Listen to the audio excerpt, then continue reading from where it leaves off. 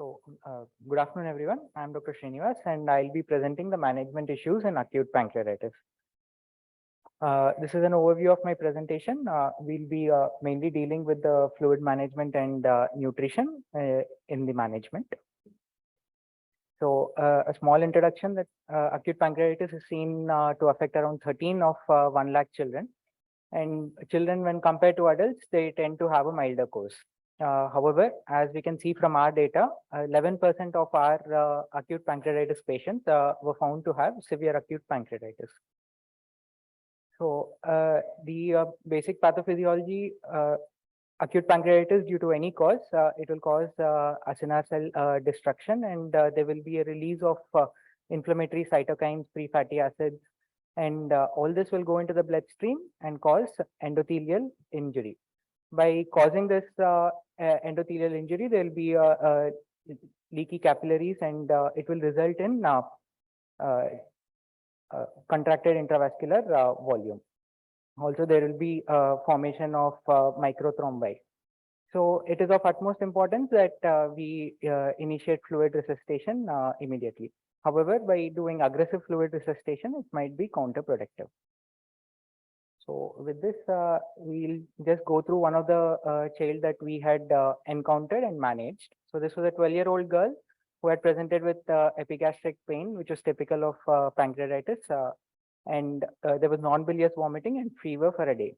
When she had presented to us, she was dehydrated. There was tachycardia, narrow pulse pressure, and on investigating this child, we found that she had elevated amylase and lipase, and ultrasound was showing a bulky pancreas. At that point of time, there was no, the other organ systems were not affected, and none of the etiological workup is yielding for us. So we made a diagnosis of a mild acute pancreatitis, idiopathic, and we managed her. As she was dehydrated, we provided a bolus of 10 ml per kg over 1 hour, and then we kept her on maintenance of 1.5 times the fluid rate. We ensured that her urine output was around 1 ml per kg per hour, and we initiated feeds early. Luckily, we were able to initiate oral feeds, and that was within a day of admission. Over the next 4 to 5 days, she had become afebrile. We were able to attain full feeds by day 6. We were able to stop the IV fluids, and then she was discharged.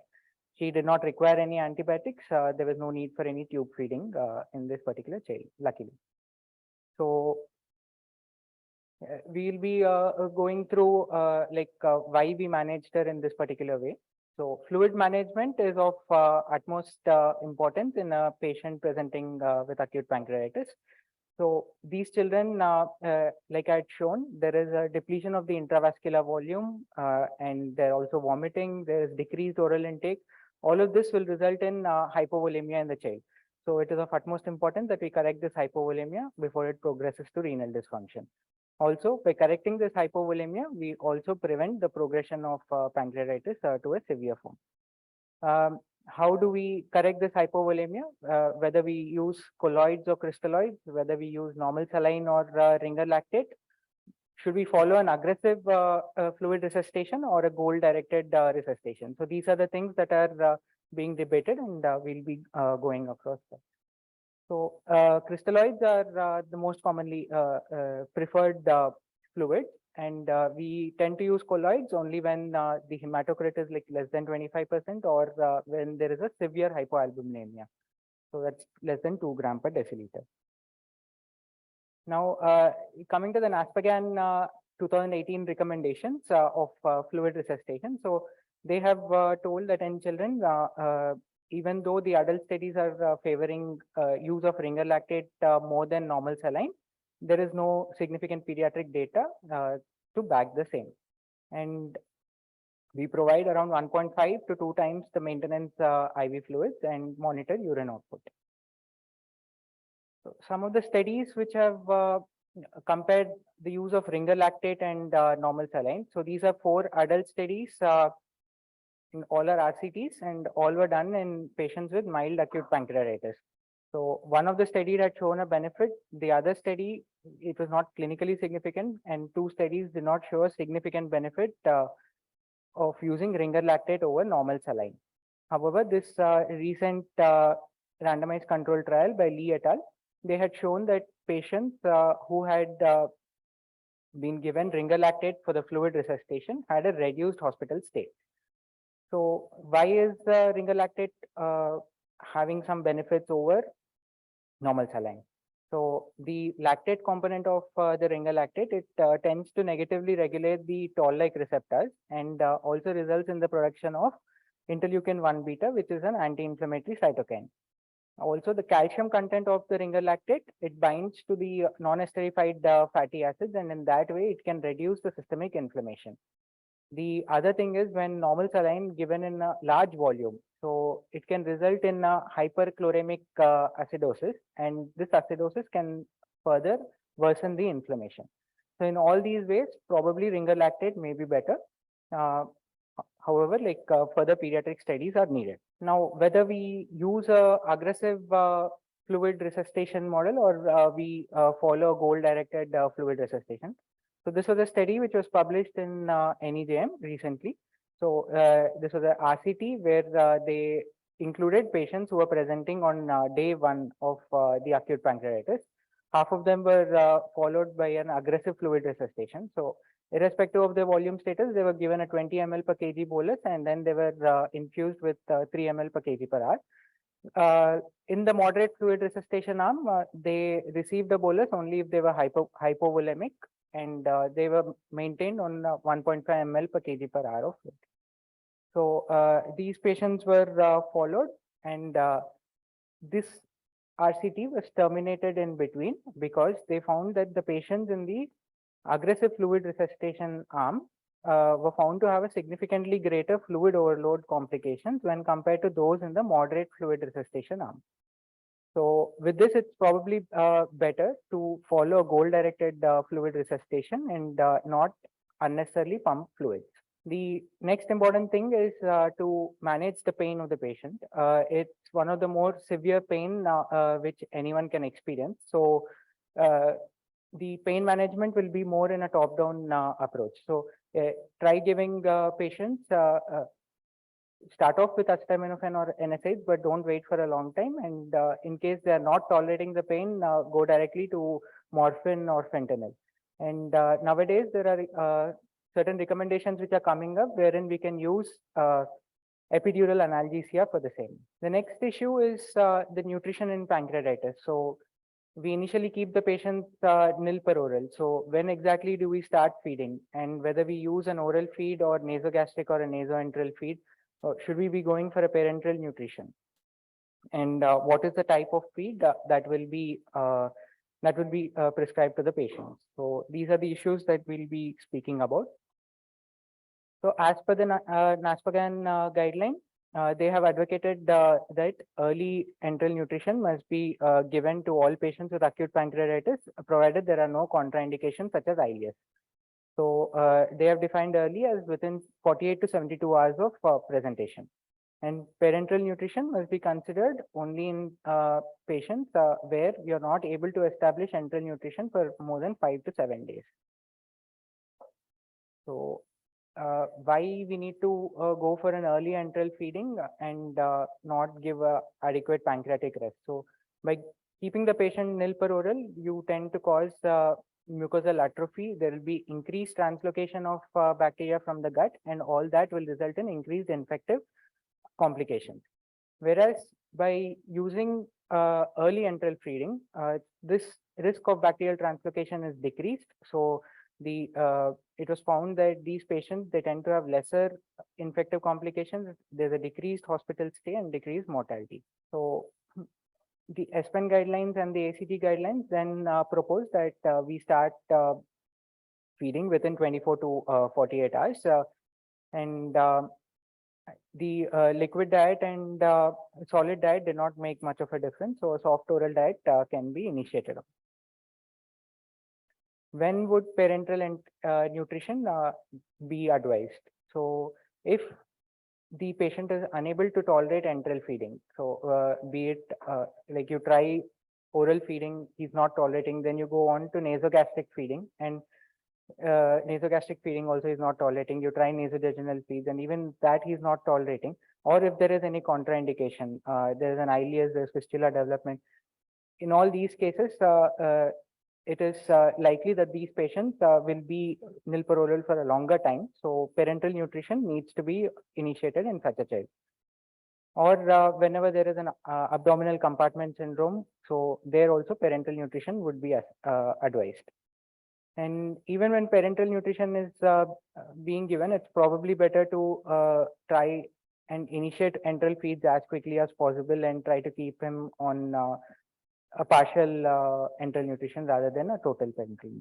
So this was a Cochrane analysis where the enteral nutrition versus TPN. Enteral nutrition could be either oral, nasogastric, nasojejunal versus TPN in patients with severe pancreatitis. So there were 8 trials, and then this analysis found that there was a significant reduction in mortality, systemic infections. There was lesser hospital duration and lesser overall cost. So this was found that going for an enteral nutrition, even in cases of severe acute pancreatitis, would be better. Now, this was one of the RCTs that I could find in children where early feeding versus delayed feeding. So you keep the patient for a longer time nilparoral and keep him on IV fluids. So this was contained a very small sample of 33 children. They didn't find a significant difference in terms of the duration of hospital stay or any complications per se, but they just found that the patients who were given early feeding, they had a better weight gain. However, this is a small study, so we cannot use it to make any recommendations. And data from the adults, there were 11 RCTs of early versus delayed feeding. So they took the cutoff as 48 hours. And they found that in patients with mild to moderate pancreatitis, there was a decreased hospital stay in 4 out of the 7 studies. And among severe pancreatitis, they didn't find a significant change between early or delayed feeding in terms of the hospital stay. However, like as shown before, there was lesser infective complications. So it's probably advisable to start enteral feeding as early as we can, provided there are no contraindications. So whether we need to use an elemental formula or a semi-elemental formula or a polymeric formula. So it was found that polymeric formula is as safe as any other kind. And nasogastric versus nasojejunal. So nasogastric feeding was not found to be inferior to nasojejunal feedings. However, around 15% of the patients, they tend to have intolerance, and in that case, we would prefer to go for a nasojejunal feed. No difference in the complications are noted between nasogastric and nasojejunal. Role of antibiotics. So when we come to acute pancreatitis, the initial 1 week, it's generally a systemic inflammatory response. So even though the patient might have fever, so these patients are generally mounting this systemic inflammatory response. So the infective complications tend to occur later on beyond the 7th or 10th day of illness. And that is because they progress to a state of compensatory anti-inflammatory response syndrome, wherein there is lymphocyte apoptosis, generation of anti-inflammatory molecules. So there is an immune paralysis at that point of time, and that is when there will be an increased risk of sepsis. So we need to be careful in interpreting fever in such patients.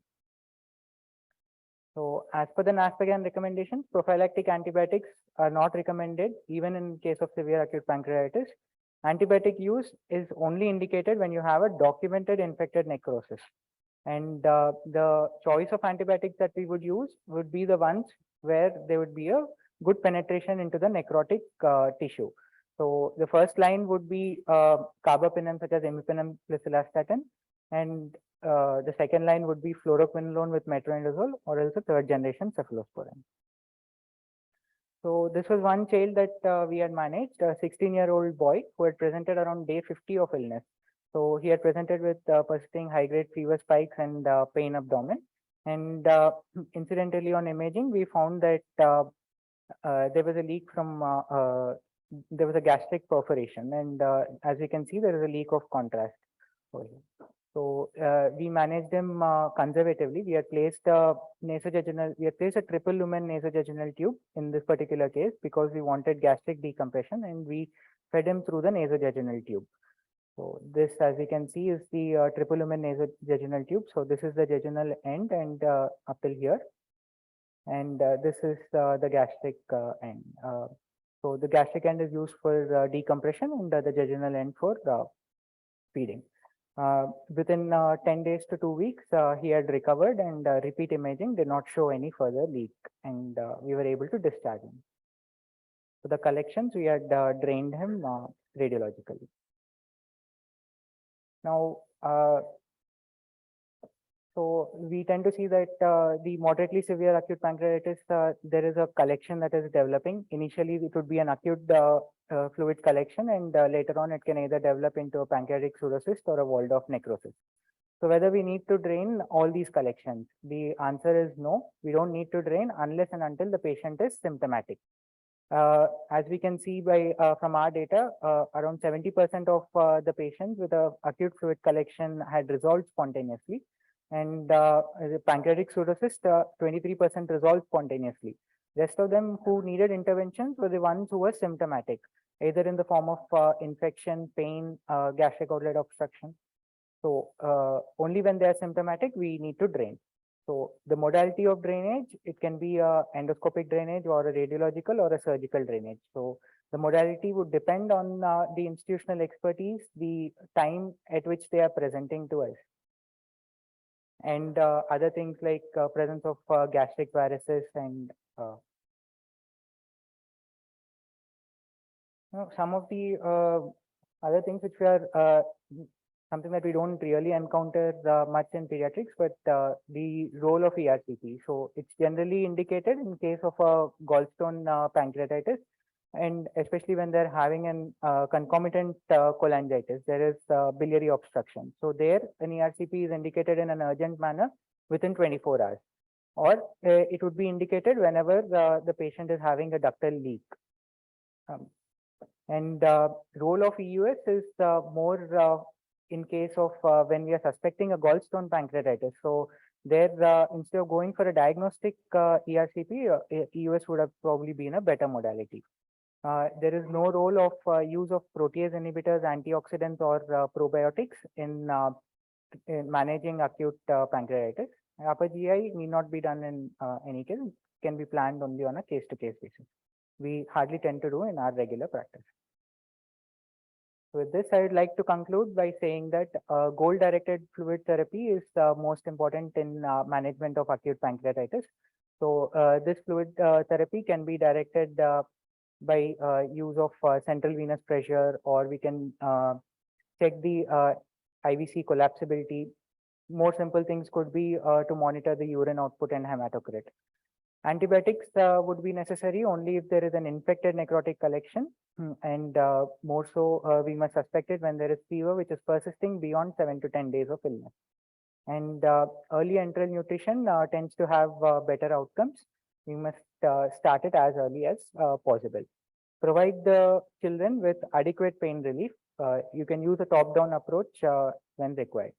And drainage of collection will depend on the time of presentation and must be done only when the patient is symptomatic. In an acute setting, when you are suspecting that there is an infected collection, however the child is fairly stable, you can start antibiotics and delay the drainage to at least 4 weeks. So beyond that, then an endoscopic drainage would be more feasible. And ERCP is indicated in case of gallstone pancreatitis or ductal leak. Thank you.